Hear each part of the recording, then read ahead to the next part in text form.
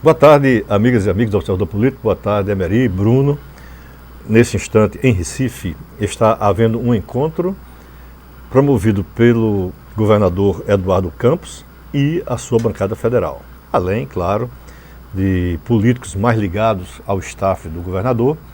E essa foi uma reunião proposta pela deputada Sandra para que Eduardo conversasse com os seus representantes na Câmara, no Senado, e dissesse o que realmente ele está pensando com relação a 2014. Os parlamentares estão, vamos dizer assim, perdidos, porque se de um lado Eduardo Campos estaria rompido com o governo federal, pelo outro ele revela que tem mantido conversas consecutivas com o ex-presidente Lula. E você pergunta, por que não com Dilma e mais com Lula? Claro, eu acho que Lula é a maior figura política do Partido dos Trabalhadores e assunto com Dilma Rousseff fica restrita à área administrativa. Esse encontro está sendo realizado hoje e eu não sei se depois vai haver alguma manifestação, se vai sair alguma nota. O fato é que nós já estamos encerrando o primeiro semestre de... o primeiro semestre encerrou, já estamos quase entrando no segundo semestre do ano de 2013 e 2014 será o ano da luta político-partidária. Até 30 de junho as convenções estarão realizadas e é preciso que o partido, todos os partidos, mas no caso específico aqui, o PSB, diga aos seus liderados que vão disputar eleições proporcionais, que vão disputar eleições majoritárias, precisam saber, todos eles, o arco de aliança que poderá ser formado. Então essa reunião começou há poucos instantes e a gente imagina que se prolongará até às 15 horas. Boa tarde, Laíre, boa tarde, Bruno, boa tarde, ouvintes e telespectadores do nosso Observador Político. Bom, eu quando cheguei aqui hoje à redação da TV Mossoró, recebi mais uma vez um livro de presente de João Pessoa Cavalcante. É conhecido como João Pessoa. João Pessoa é um advogado que militou muitos anos na área civil e trabalhista aqui em Mossoró.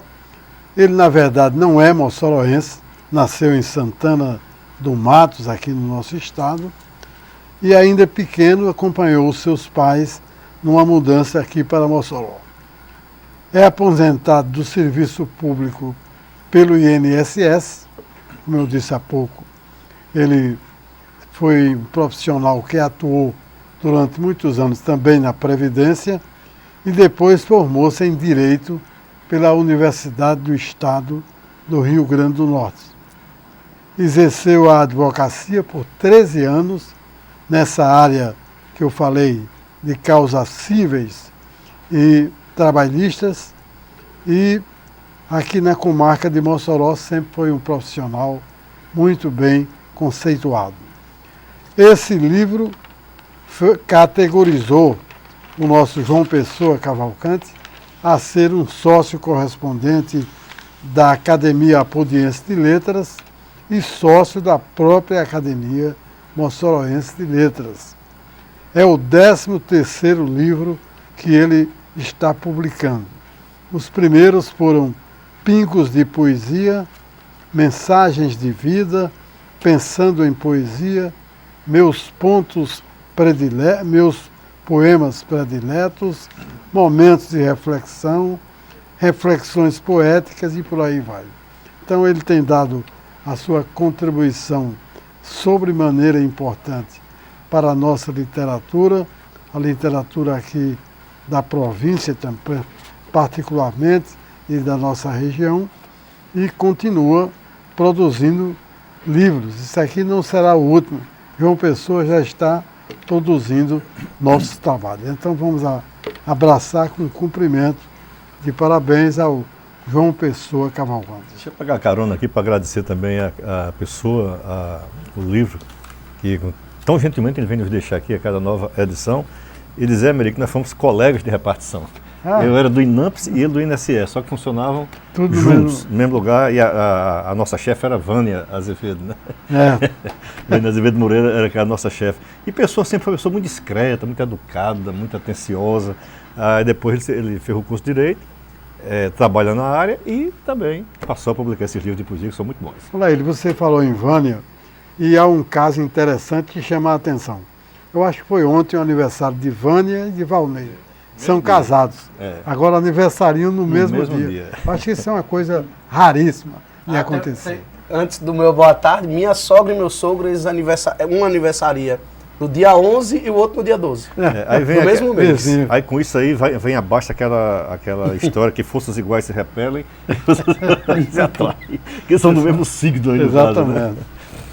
Bruno, com a palavra. Mas deve ter mudado a hora do nascimento de cada um. A hora apenas. Boa tarde, Laíra, Emery, ouvintes e telespectadores do programa Observador Político. A cultura continua sendo tratada em Mossoró como festim, festa, teatro, limitando-se a teatro nesse caso. Mas a cultura é algo muito mais amplo. E Mossoró tem um patrimônio chamado Coleção Mossoroense, mantida pela Fundação Vantan Rosado. E tive a triste notícia hoje pela manhã de saber que os 10 mil reais, eram 18, os 10 mil reais do convênio da prefeitura, a prefeitura cortou 8 mil sem nenhuma justificativa decente, porque se tem dinheiro para trazer Luan Santana, que daria 4 anos de convênio com a fundação, uma apresentação de 2 horas de Luan Santana, teria dinheiro para dar uma força para a coleção mossoroense que ajuda a difundir a produção do conhecimento. E o contrato é de abril a dezembro, mas até agora a Fundação Vantan Rosado não viu a cor do dinheiro, do convênio celebrado para abril a dezembro. Então temos abril, maio e com tolerância vamos até junho, porque teria também, poderia ser incluído julho, mas julho ainda está do meio para o final do mês. Vamos a maio, abril, maio e junho, 3 meses sem ajuda. E o resultado disso é 5 meses de salário atrasado, folha de pessoal atrasada desde o final do ano e serviços gráficos parados para reduzir custos. A gente não tem como saber até quando a Fundação Vantan Rosado vai resistir. Além disso, a Fundação Vantan Rosado recebeu uma visita de um grupo de vereadores. Foi feita aquela zoada, prometeram uma ajuda de 5 mil, de tentar arrecadar 5 mil para dar um reforço, mas no fim acabou num sonoro não. Para piorar, a memória de Mossoró corre sério risco de ser esquecida, de ir para o porão da história, porque o acervo de Raimundo Soares de Brito está fechado e sem nenhuma perspectiva de abertura para o público e para os pesquisadores. Isso num momento em que a UERN, que é uma universidade mais voltada para as ciências humanas, precisa desse acervo, precisa de ter acesso a essa documentação, porque a UERN forma historiadores, geógrafos, jornalistas, advogados, cientistas sociais, filósofos, forma assistentes sociais, todas pessoas da área de humanas que precisa de ter, em alguns casos, nas monografias, ter acesso ao acervo de Rai Brito. E a UERN agora tem um curso de mestrado em Ciências Sociais, que tem um mestrado interdisciplinar e que tem muita gente da área de História, que também vai precisar ter acesso ao acervo de Rai Brito. Um outro ponto, o acervo bibliográfico de Dorian Jorge Freire vai deixar Mossoró, vai ser doado. A casa já vai para o chão, né, Emery? Caiu. Já caiu, né? Integralmente. Já está na chão, como diria Dona Armênia, personagem de Silvio de Abreu. E Por fim, a Fundação Fontana Rosado, voltando a ela, está prestes a fechar suas portas. A Prefeitura de Mossoró precisa dar uma resposta. É ela o principal contato para resolver esse problema. Também a governadora, o governo do estado, a governadora de Mossoró, a secretária de Cultura é cunhada da governadora. Se ela não tiver prestígio, quem vai ter? Será que esse pessoal não vai se sensibilizar e tentar evitar que Mossoró perca a Fundação Walter Rosado, perca o acervo de Dorian Jorge Freire, perca o acervo de Rai Brito? Quem tem interesse na memória de Mossoró e tiver acesso a Gustavo Rosado e a Isaura Amélia, que, por favor, faça um apelo para que eles se sensibilizem e não deixem a história de Mossoró morrer. Com um detalhe de que a atual prefeita de Mossoró, Cláudia Regina, é de origem cearense, lá de Aracati, e a família de Dorian, eu acho que o pai dele também é de Aracati. Então, isso é uma coisa que chama atenção. Ela também são parentes. Poderia, então, haver até o interesse, por conta disso, da própria prefeita, de solucionar a questão de Dorian. A casa já foi ao chão e agora o acervo bibliográfico dele está tomando um destino ignorado ainda. A gente vai observando aqui as notícias e verificando as dificuldades em todos os setores. Agora mesmo o juiz lá em Natal mandou bloquear a conta oficial da prefeitura para fazer pagamento ao Hospital Médico Cirúrgico. O hospital faz 1 ano que não recebe. Então você fica imaginando, pelo amor de Deus, como é que se chega a uma situação dessas. Claro que o Carlos Eduardo está com 6 meses, a dívida de 1 ano, mas mesmo assim teria que haver uma prioridade para esses assuntos mais emergenciais, esses assuntos que vão atingir diretamente a população. Porque no instante em que o hospital deixa de atender o povo, a dificuldade fica maior ainda. Né? O valor do bloqueio foi de R$ 3.829.475. Nisso aqui não tem correção, não tem nada, mas o juiz já deixou uma brecha para dizer se nesse período em que tramitou a ação, se tivesse havido algum acréscimo, esse acréscimo também será negociado para que seja feito o pagamento. Igor Jadson está dizendo que quer saber onde ele encontra os 85% que a prefeita Cláudia diz ter feito nos últimos 7 meses. Ele deve estar se referindo a 85% das metas do semestre. Ainda bem que não é Igor, porque eu sei que o Mossoró está com 300% saneado. Né? Igor, eu também estou curioso para entender quais são os critérios dessas metas. Por quê? O que eu entendo como meta é algo que você planejou para atingir a um prazo. Aí ela incluiu as UTIs pediátricas. Que eu saiba, o governo, a prefeitura, instalou nas pressas. Ela não planejou com antecedência que instalar aquela UTI pediátrica, não. Então é meio, é meio questionável. E ela incluiu a UTI pediátrica, que vale salientar, merece aplausos por ter dado a resposta rápida. Mas, por outro lado, dá para questionar. Isso estava na meta da prefeitura. Então, existe uma série de aspectos que precisam ser questionados, explicar. E precisa mostrar algum documento que tudo aquilo ali estava na meta há 6 meses. A prefeitura não mostrou, ela mostrou só a meta. E tem algumas coisas algumas obras que não estão concluídas. Tem obra que está licitada, tem obra que está começando.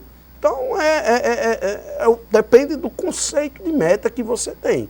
O conceito de meta da prefeitura é esse que foi divulgado.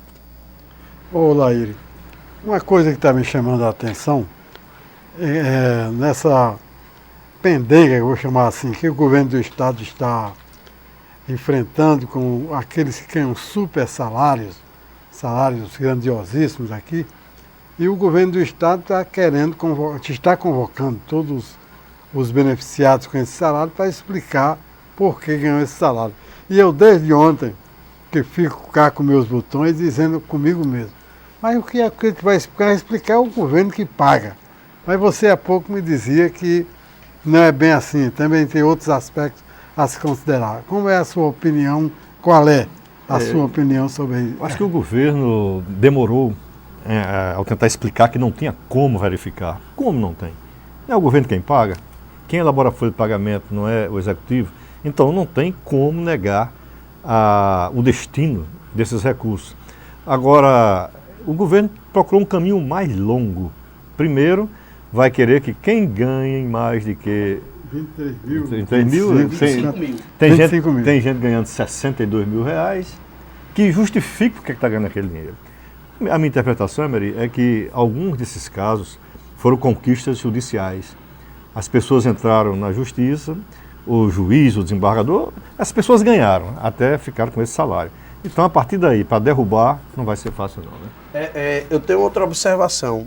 Logo quando o TCE anunciou que ia pedir os dados da folha de pagamento e que tinha 628 servidores com super salários, o governo disse que não teria condições de cumprir o prazo.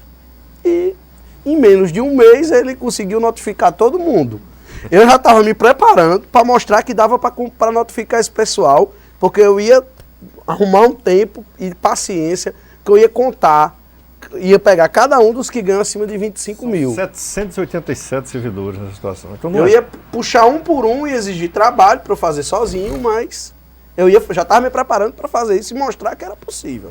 O Tribunal de Contas do Estado também aprovou as contas da governadora Rosalba Ciarline com ressalvas. Nada demais. Eu acho que toda conta de executivo geralmente tem esse detalhe. Por quê? O funcionário do Tribunal de Contas, do Estado ou da União, ele sempre tem uma visão diferente daquele de quem faz contabilidade local. Então, às vezes, é uma tolice, é um detalhe técnico, uma informação, e por isso foi com ressalvas. E uma delas, inclusive, é do conselheiro Poti Júnior, de que o investimento em saúde foi o mesmo do ano anterior. Não houve crescimento. Então ele acha que isso se constitui uma irregularidade. É uma questão de opinião, né? Um ouvinte e telespectador do programa Observador Político pediu reservas, eu vou respeitar. Eu sei quem é, estou vendo o rosto dele no contato que ele me fez, que ele mandou. Eu sei quem é a pessoa, ele mandou o contato aqui por DM no Twitter, então fica à vontade para contar a história que ele me disse. Diga aí para quem não usa o Twitter, que é o DM, né? DM é mensagem direta. Direct message. Só quem lê é quem está recebendo. Né? Exatamente. E ele diz aqui que a Emater está num total abandono. Diz que a internet, telefones estão cortados. Os veículos necessitam de manutenção, como troca de óleo, pneus, pagamento das taxas, veículo do governo atrasado, falta de cartuchos de tinta. Vamos puxando aqui. Você que falou ontem que o Idiarne estava com um problema. Não, deve ter sido Edmundo. Eu não estive no programa ontem.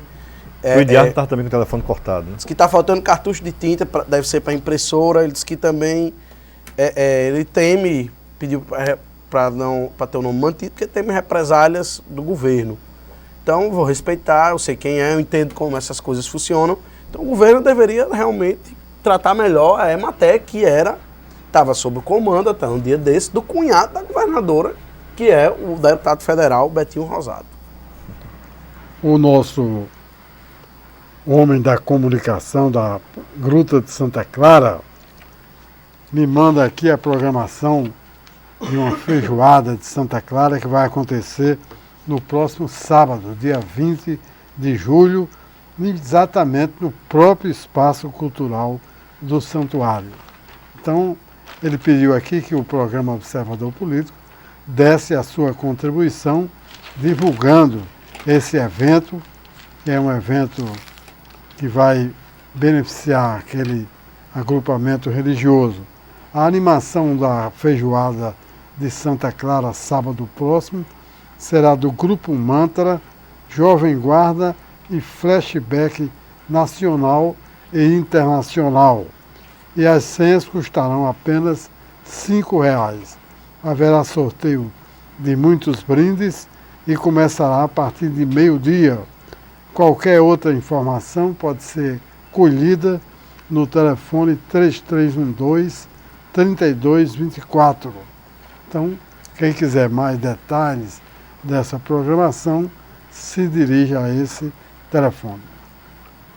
Ontem eu conversei pelo Twitter, né, um bate-papo com o meu amigo jornalista Paulo Tarcísio Cavalcante.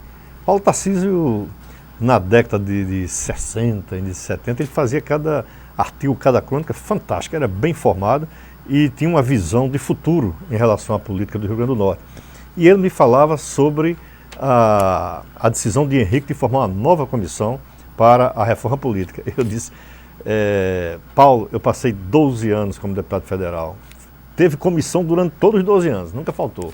Hoje mesmo nós temos várias comissões. É apenas mais uma. Então, a gente tem que partir de um princípio. Nenhum político vai aprovar nenhuma matéria que ele prejudique. Ou, sendo mais suave, que beneficie o adversário. Isso não existe, né? Mas, de qualquer forma, havia uma pressão para que o deputado Henrique Fontana deixasse a relatoria, porque ele é muito radical, ele não cede, ele não negocia, não articula. E Cândido Vacareza, do PT também, que é o nome indicado, é o nome sugerido pelo consenso. Porque todos acham que Cândido Vacareza conversa, dialoga. Então é mais fácil você discutir determinado ponto que esteja obscuro naquela lei, do que com um que fecha a porta, né? Henrique hoje está em destaque no UOL, porque ele está defendendo a redução do número de ministros de Dilma, passando de 39 atuais para 25. 39 é um absurdo. Eu acho que já foi um grande benefício a Dilma. Pensou? Não ter que negociar mais 14 cargos com partidos? 14 cargos. Porque se dissesse, não, esses 14 eu indico como presidente, mas não é assim, a gente sabe que não é, né? Aí vem o PMDB, vem o PT, vem o PSB, todos os partidos vão querer uma casquinha daquilo. Aí é ruim, dá trabalho à presidente. O Neilton Nogueira, ele fez um contato comigo, diz que na escola estadual Francisco Antônio de Medeiros, no Belo Horizonte, diz que ela está totalmente abandonada. Ele diz que está faltando segurança, estrutura, iluminação, vigilante efetivo. Diz que mais de 4 anos que está assim, e os alunos, ele e os alunos procuraram o Corpo de Bombeiros. E tem um processo que está em segredo de justiça para tentar resolver isso. Eles entraram com ação, né? Para tentar resolver o assunto. E ele contou agora, ele não explicou aqui qual é o projeto, mas ele está dizendo aqui que os alunos dessa mesma escola, do Vespertino, não vão realizar um projeto, não sei o que é, não sei aqui qual é o projeto, por falta de segurança, que ia ser realizado amanhã, sexta-feira. Então está feito o registro da falta de segurança nessa escola lá do Belo Horizonte, que já sofre com o seu cateamento do CAIC. Então a gente lamenta que isso esteja ocorrendo. Um deputado do Rio de Janeiro, Áureo, não sei o sobrenome dele, apresentou uma proposta para reduzir alíquotas nas tarifas telefônicas. São 3 contribuições e 2 taxas. E uma coisa que eu sempre me questionei, por que o telefone pré-pago é tão mais caro do que o pós-pago? Você está pagando adiantado, você está calcionando já o valor que vai utilizar, mas você paga bem mais do que aquele que você paga depois que termina o mês e muitas vezes não pode nem pagar. Um detalhe é que 80% das ligações celulares no Brasil são pré-pagos. Talvez é o motivo do imposto, a vontade de arrecadar mais, né? E o nosso Nivaldo Oliveira, Laíra e Bruno, me manda aqui uma outra informação, também lá do Santuário de Santa Clara, que faz com que um amigo agora, antes de começar o programa, me disse que eu era o porta-voz de Patisato aqui no Observador Político. Da igreja. Então ele me manda aqui, Bruno, a programação da Festa de Santa Clara deste ano, lá no Santuário, que terá a programação de 1º a 11 de agosto, com destaque para o Ano da Fé, 50 anos do Concílio Vaticano II, 20º ano do Catecismo na Igreja Católica, 40º aniversário de ordenação sacerdotal, deve ser do Padre Sátiro, desculpe, não é de Patissato, é do bispo diocesano Dom Mariano Manzana e do padre Walter Collini. A Jornada Mundial da Juventude e os 25 anos da FM de Patissato, que é a 105. Depois eu entro em detalhe na programação. Fazer um programa em tempo real é muito bom. Estou aqui a informação de que a taxa do pré-pago chega a 300% mais alta do que o que é pós-pago. Não se justifique um negócio desse, né? Tenha paciência. Né? Mária Lima está pedindo aqui para eu e Laíre não ficarmos dando ideia à governadora não sobre essa questão dos salários. Acho que Mária está temendo que ela corte o salário de todo mundo. Faça uma redução salarial que atinja todos. Não, Mária, acho que ela não vai ter coragem de fazer isso não. Realmente precisa saber quem está recebendo mais de 25 mil ilegalmente. E eu também tenho muita curiosidade de saber o impacto disso na folha. Mas o governo ainda não divulgou esses dados. Ô Bruno, você sabe que na justiça é onde estão os maiores salários, né? Inclusive, ministros do STF ganham o teto e mais, até 12, 15 mil reais, quando fazem parte de conselhos, de outros tribunais, TSE. Marcos Locutor deixou um recado aqui enquanto é Meri lá, ele ganha livro, eu ganhei um recado de Marcos Locutor. Hoje, às 19h30, na Escola Estadual do Santa Delmira, ao lado do Esquininha Bar, tem reunião... Pessoa, manda um livro para Bruno também. Né? Não é brincadeira. Eu quis só fazer uma homenagem aqui mais a Marcos Locutor, que é muito gente boa. Ele está dizendo que vai ter uma reunião para tratar da eleição do Conselho Comunitário, lá do Santa Delmira. E ele pede para todo mundo colaborar com a presença lá na escola próxima ao Esquininha Bar. Então está dado o recado de Marcos Locutor. E os casos de violência, de agressões no Rio de Janeiro estão se acentuando. Vocês imaginem que ontem foi não uma manifestação pacífica e democrática nas ruas do Rio, mas espetáculos de verdadeiro vandalismo. E isso está preocupante, porque a coisa está derivando do protesto amplamente democrático, que é aceitável, para vandalismo e agressões. E isso é muito perigoso até para a nossa segurança institucional. Catarina Vitorino, vice-presidente da Comissão de Direitos Humanos da OAB, ela informa aqui que hoje, que sábado, dia 20, às 16 horas, na Igreja de São José, acontecerá a missa de 7º dia da menina Ângela, de 12 anos, que faleceu com um tiro no olho, e logo após a missa, às 17 horas, está prevista, haverá uma caminhada pela paz em homenagem à criança, saindo da igreja. E está feito o registro, a organização dos amigos da família da menina. Realmente foi uma história revoltante, porque um bandido invadiu uma festa de criança para praticar um homicídio. Tudo bem. Vamos aí chamar o nosso patrocinador. Boa tarde a todos da bancada e a você, telespectador e ouvinte do Observador Político. A partir de agora, o Amigão da Sua Construção está no nosso programa, com muitas novidades e promoções para você. Estou falando, claro, do Comercial Paraíba, e esse você já conhece há 22 anos. Minha querida dona de casa, que gosta da casa organizada, limpa e as coisas no lugar certo. Meu querido amigo pai de família que está reformando, pintando e fazendo a manutenção da parte elétrica da sua casa. Amigo marceneiro que quer o material que precisa em um só lugar. E a você, construtor, que gosta do material de qualidade com preço baixo. O lugar certo, todo mundo já sabe, é o Comercial Paraíba, o amigão da sua construção. Avenida Alberto Maranhão, 1750, bairro Paraíba. Telefone 3316-2788. Bom, a gente vai agora ao nosso intervalo e retorna em 2 minutos.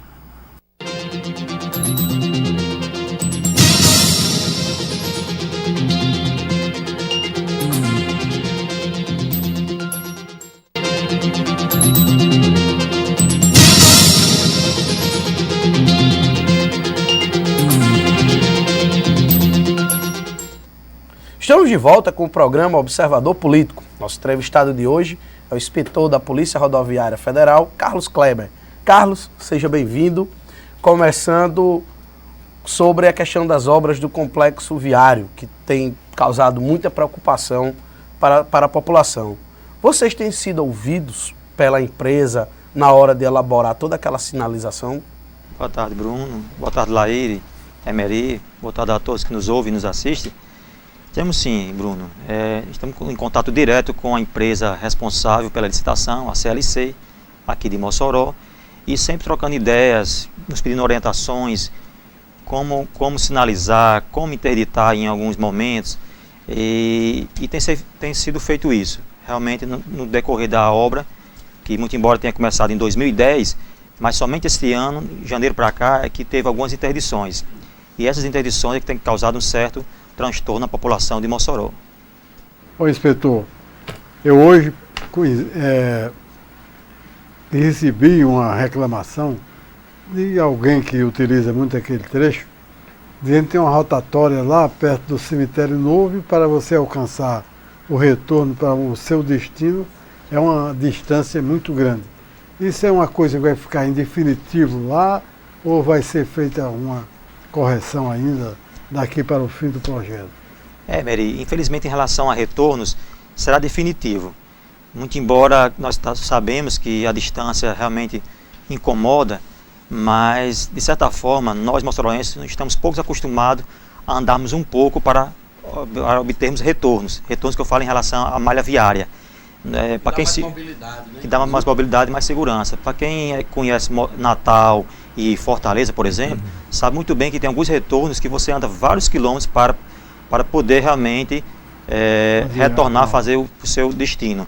Então, Mossoró, nesse sentido aí, vai ter que se reeducar para realmente se acostumar com retornos longos. Nesse caso específico, Emery, lá que você falou, realmente é definitivo, vai ficar aquela distância, o retorno. Não é o caso de vocês, porque é dentro da cidade, mas aqui em Mossoró, eu acho que raríssimas pessoas fazem um U para ter um retorno, né? Para o carro no meio da avenida, da rua, e ninguém passa mais, porque ele até abrir espaço para ele ter o acesso dele, né? Quando na verdade ele deveria fazer como aqui a maioria conhece, Fortaleza.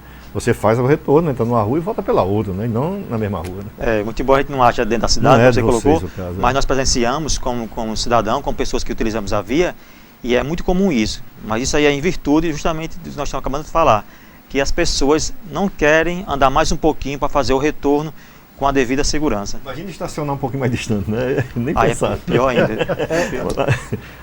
Não, eu ia perguntar aqui a casa sobre o cinema, né? Que era o cinema rodoviário, né? O que é o cinema rodoviário? Né? Pois não, Laíre.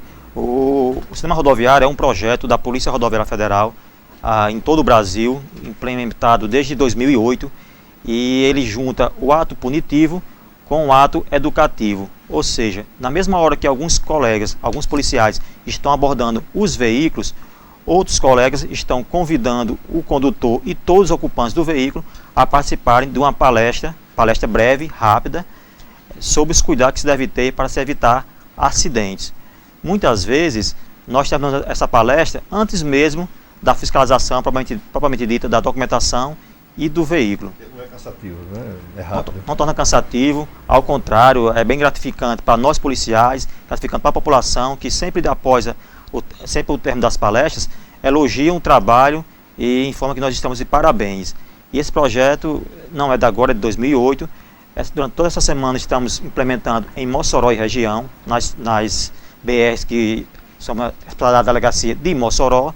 Antes de ontem tivemos em Maria Branca, hoje em Mossoró, amanhã em Apodi. Para se ter uma ideia, somente essa semana nós já chegamos a um público atingido de 526 pessoas que presenciaram, assistiram essas nossas palestras. Nosso objetivo até amanhã à tarde é atingirmos 800 pessoas. Esse público, nas nossas palestras, que nós temos esse trabalho aqui na delegacia de Mossoró, nós só iríamos atingir em 6 meses, ministrando palestras. Então, daí a importância desse projeto. Eu tenho uma preocupação que faz parte do meu cotidiano, como eu moro em Santa Delmira, que é com a relação à sinalização ali, está construindo viaduto. Cada vez que eu vejo o viaduto, a obra está muito rápida lá, que eu vejo que ele está ficando mais perto de ficar pronto, me dá um alívio de não ter ainda acontecido uma tragédia ali na obra da entrada do Santa Delmira, porque não colocaram sinal de quando você vem da Rio Branco e você fica esperando num ponto, em alguns casos você fica com ponto cego dos carros que vêm de Tibau. Por que não botou um semáforo ali? E por que o semáforo lá da frente tá apagado? Vocês sabem por quê? Complementando, cabe à Polícia Rodoviária Federal esse trabalho, não? Não de instalar, A responsabilidade? por exemplo, semáforo, mas sim de visualizar uma situação, como essa que acabou de citar, Bruno, e através até de ofícios, informar ao DENIT e juntamente comunicar, se for o caso, ao responsável da obra que faça esse tipo de correção. O semáforo não está funcionando em virtude da obra, então a fiação, o sistema lá que geraria a energia para funcionar, realmente no momento está inviável.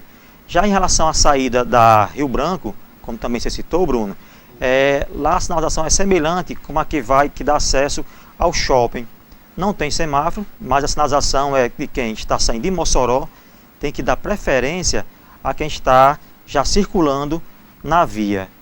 Claro, nós reconhecemos que tanto que está saindo de Mossoró como quem está circulando na via, realmente está um pouco de transtorno em virtude das obras, em virtude de até entulhos que ficam no local da duplicação. E também uma inspetor. pergunta... Emery. Não, eu apenas perguntar, Bruno, a ele, ao inspetor Carlos, se há um prazo estipulado para o fim dessas obras que estão causando um transtorno, mas a gente está cansado de dizer aqui, o transtorno passa e a obra vai ficar. Mas tem um prazo para terminar esse movimento aí? Tem sim, Emery, e o prazo é para o final deste ano, a conclusão da obra, com todos os viadutos entregues à população de Mossoró. E como nós falamos aqui no início, a obra é desde 2010. No entanto, de janeiro desse ano é que começaram realmente, podemos dizer assim, os transtornos para a população em virtude das construções dos viadutos. Mas a previsão, informada pela empresa responsável CLC, e continua no prazo, está bem movimentado a construção, o prazo é final deste ano entregar à população. É pouco provável que seja da competência da Polícia Rodoviária Federal, mas o Westerley Ramalho está perguntando aqui o porquê da baixa qualidade dos materiais utilizados, onde estão os trechos interrompidos nos desvios, e a tão pouca iluminação também dos trechos. Muito embora não seja competência da Polícia Rodoviária Federal colocar a sinalização, mas seria nossa também a obrigação de observar essa sinalização e sugerir melhorias para a empresa CLC. Como nós falamos, desde o início da obra, tem esse contato da empresa junto com a gente.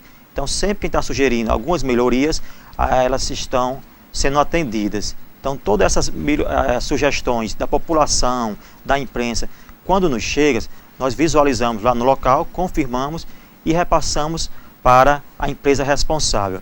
Realmente fazemos algumas adaptações, algumas adequações conforme o fluxo de veículo, já que essa obra dessa magnitude é a primeira vez que nós temos na nossa cidade e região.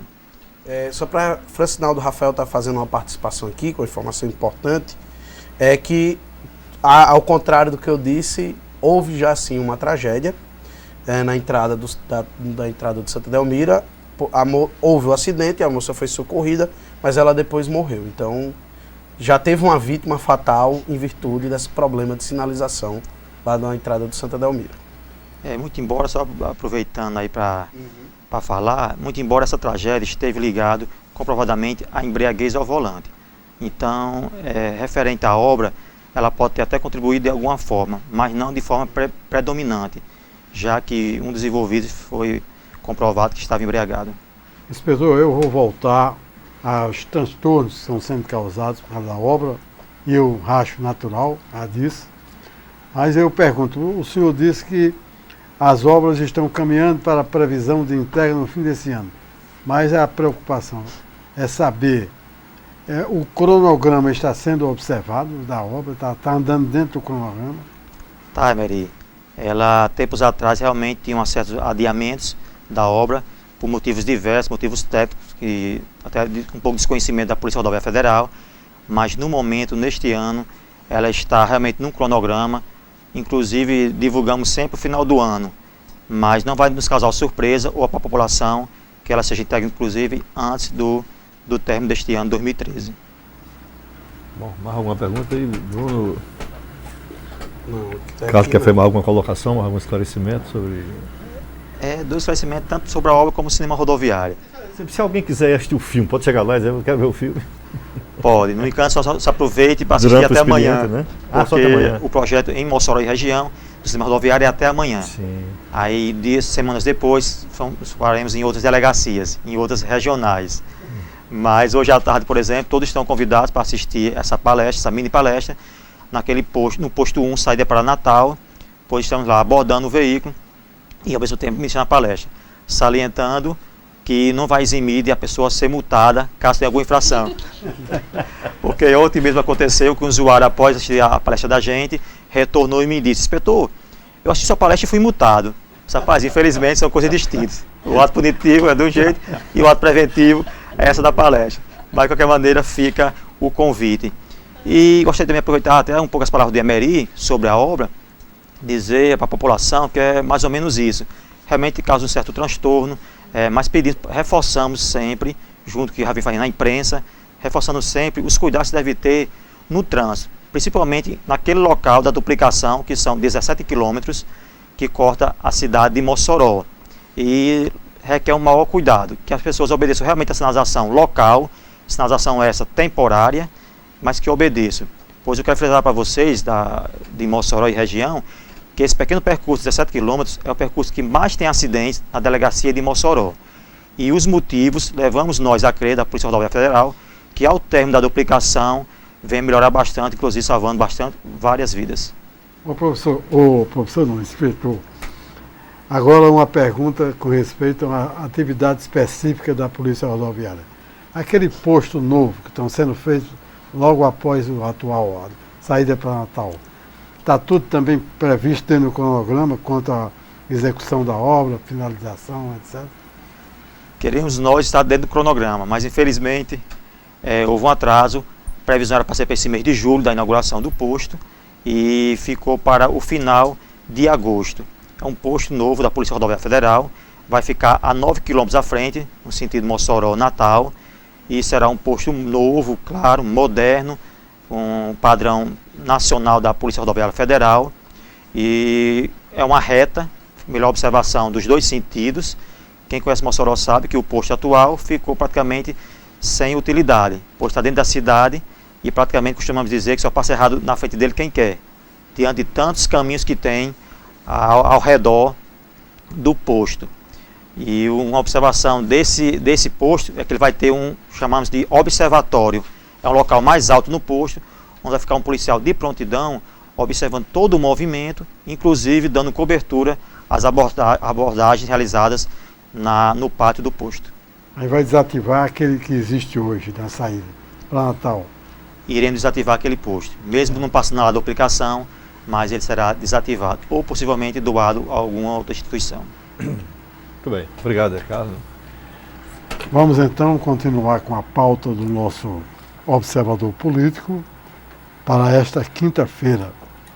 E o Denatran, a gente continuando na área de trânsito, foi instituído o 13º Prêmio Denatran de Educação no Trânsito. Estas inscrições para este prêmio estão abertas até 15 de agosto. É um concurso promovido pelo Departamento Nacional de Trânsito com o objetivo de incentivar os diversos setores da sociedade a refletirem sobre os aspectos relativos à segurança, ao respeito e à cidadania no trânsito, através da produção de trabalhos direcionados ao tema. As premiações variam de R$ 2.000 a R$ 2.500 e a R$ 10.000, e a relação dos premiados será divulgada no dia 8 de novembro no site do Denatran. Hoje é o aniversário de uma figura mundialmente conhecida e admirada, imagino, Nelson Mandela.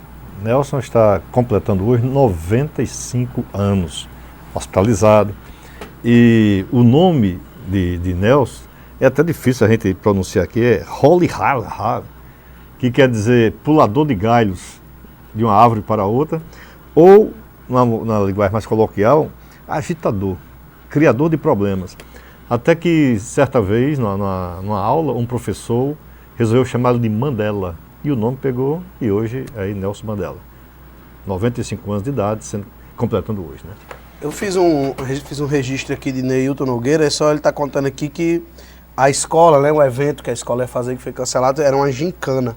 Sim. Que a escola cancelou por falta de segurança. Ora, se numa festa de aniversário de uma criança de 1 ano houve uma tragédia, imagine uma gincana. Numa cidade onde está tendo tiroteio em porta de escola.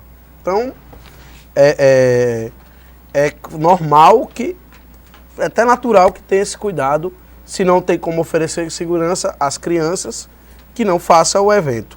E Alcides Andrade, ele está dizendo aqui que as horas extras que o STF deu direito aos professores, Rosalba está se negando a pagar. Então está feito aqui o registro de Alcides Andrade.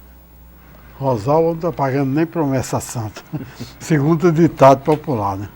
É reclamação de toda parte. Vamos acompanhar isso com muito interesse. E Fábio Alves Valentim, ele está sugerindo uma conversa nos próximos dias com alguém do Cinti aqui no programa. Fica aí o aviso aí para Yara, porque a governadora está, segundo Fábio, ela está massacrando a categoria e vai ter greve logo logo.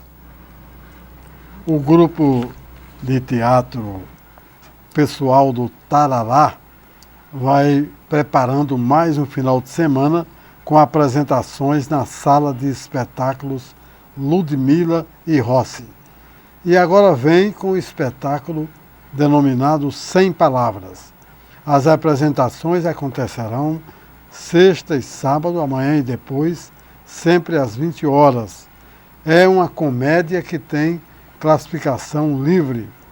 E neste espetáculo, o pessoal do Tarará dá prosseguimento ao seu projeto de pesquisa em cima de uma dramaturgia de corpo, onde abre mão da linguagem verbal, sendo para o grupo a conclusão de uma pesquisa anterior, iniciada com o espetáculo Pulo do Gato no ano de 2009. Então eu tenho aqui os detalhes. 100 Palavras será exibido ainda sexta e sábado. No elenco tem Igor Moreira e Maxon Ariton. A direção é de Dionísio de Apodi. A sala é Ludmila e Rossi. A inteira custará 12, a meia R$6 e o artista paga apenas 5.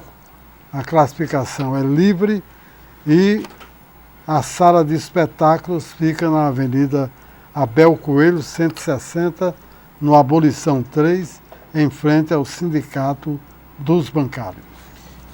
Eu tenho reparado, viu, Laire, que nos últimos tempos os nossos ouvintes e telespectadores eles têm participado muito mais do programa no sentido de comentários e informações do que de mandar perguntas para os entrevistados. Teve um entrevistado agora. A bancada, né? A bancada é uma bancada da cidade, tem 260 mil apresentadores. E Carlos Kleber veio aqui, deu uma entrevista interessante, até achava que ia ter mais perguntas, não teve. Agora, o que tem de participação não está no gibi. Uma delas é de Tiago Bento, ele está falando aqui que o grupo Xarel, Companhia de Teatro, que é legalmente registrado, paga impostos e não é ouvido na elaboração da política cultural do município. E ele diz aqui que a área do teatro é apenas uma maquiagem na prefeitura, pois entre os vários grupos que existem, só os apadrinhados do Palácio da Resistência, essa é a opinião de Tiago Bento, participam dos grandes espetáculos. A prefeita ficou de receber os artistas de grupos teatrais para conversar e até hoje não fez isso. Pelo menos o grupo de Tiago Bento, ele diz aqui, não foi chamado. Então está feito o registro de Tiago Bento. Essa denúncia de Tiago Bento reforça o que Dionísio do Apodi disse aqui nesse programa, sentado ali naquela cadeira.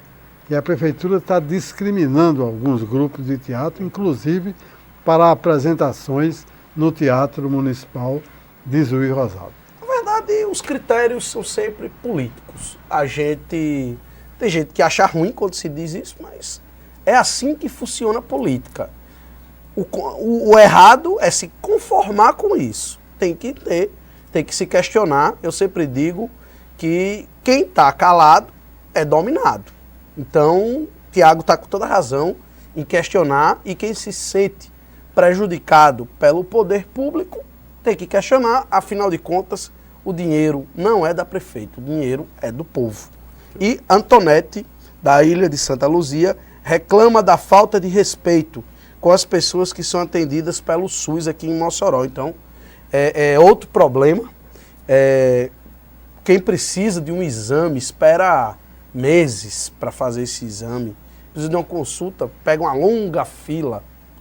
E o problema é mantido e as pessoas tentam, se manifestam, vão nas rádios, mas eu acho que está chegando a hora da população ir às ruas se manifestar também para acabar com essas filas para exames. Tem gente que morre sem fazer o exame. Olha aqui que notícia preocupante também, que está sendo postada por Saulo Azevedo. Ele disse que em todo o Brasil, foi no Rio Grande do Norte onde houve o maior crescimento em índices de criminalidade entre jovens. O Rio Grande do Norte cresceu em 10 anos 313% na violência entre os jovens. E ele reclama que se prioriza mais publicidade do que segurança e saúde. Saulo Azevedo. É uma verdade.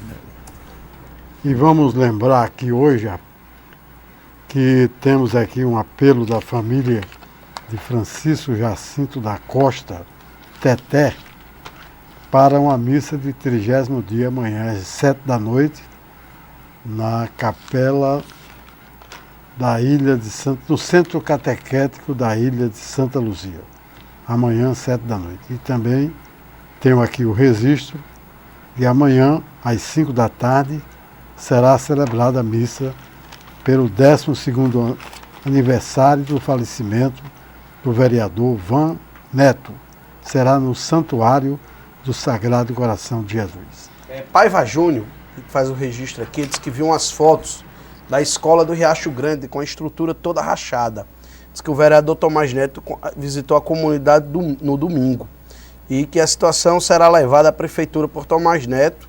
Realmente é um grande descaso. Escola com parede rachada é um perigo. Já aconteceu por sorte, não foi uma desgraça, porque foi num domingo, que uma escola desabou lá em Natal. E o Westerley, que é nosso principal integrante da bancada virtual, está dizendo aqui que o xerife Maurílio Pinto aderiu às manifestações da ADEPOL e foi aplaudido por todos os presentes. Maurílio Pinto é uma das principais autoridades em segurança aqui do Rio Grande do Norte. Quem for ao hospital Januário Cico, maternidade Januário Cico lá em Natal, vai ficar triste com a placa enorme que tem para todos que procuraram os seus serviços. Atenção, por falta de médicos pediatras, a maternidade escola Januário Cico encontra-se sem atendimento, sublinhado, sem atendimento. Há pacientes em trabalho de parto e parto cesárea no período de 17 de julho a 22 de julho, na próxima segunda-feira, a direção. Além dessa maternidade, a Januário Cico, outras também maternidades da Grande Natal estão na mesma situação. É calamidade, sem sombra de dúvida. Se você não tem o local para colocar as parturientes, a coisa está muito preta, muito feia. E temos o moçoroense assumindo um posto de destaque na Procuradoria da Fazenda Nacional. É moçoroense, filho do médico pediatra de Sé Rosado Sobrinho. Trata-se de Marcelo Dantas Rosado Maia. Fazemos o registro e mandamos parabéns para a família toda de Dissé. Tempo estourado. O tempo está estourando, mas ainda é sábado. Mas eu acho a data muito interessante. Você sabe o que é o dia que se comemora no sábado? O Dia da Amizade. A gente não tem programa, mas vamos falar hoje, vamos falar amanhã, no Dia da Amizade. Boa tarde a todos e até amanhã, se Deus quiser. Nosso boa tarde e com a graça de Deus voltaremos amanhã. Tchau. Boa tarde e até amanhã.